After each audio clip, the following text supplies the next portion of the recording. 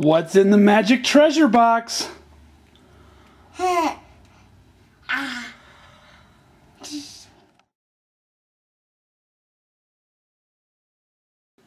I'm Buffalo, and we're on this series through the Sermon on the Mount where Jesus tells us to be salt and light.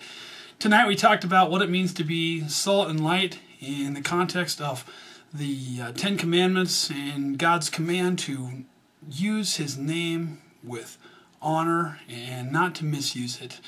And we talked specifically about really two things tonight. One is obviously we don't want to misuse God's name in the way that we speak it. We want to be reverent towards God's name. We don't want to shout it as an expletive. We don't want to use it in the same way the world uses it. Secondly, besides just the words we use, we talked about not misusing God's name in the way we represent what God has to say. We don't want to live a certain way that's inconsistent with that. We also don't want to presume to say something that God doesn't actually say in His Word.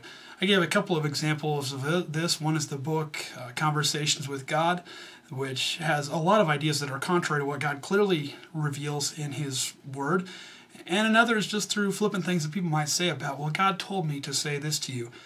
If we haven't heard an audible voice of God, and if God's Word doesn't clearly say it, we need to be really careful with that. And we need to be careful that we're not saying something or using God's name in a way that is going to bring money or reputation or anything to us at the expense of His glory and His reputation and His honor.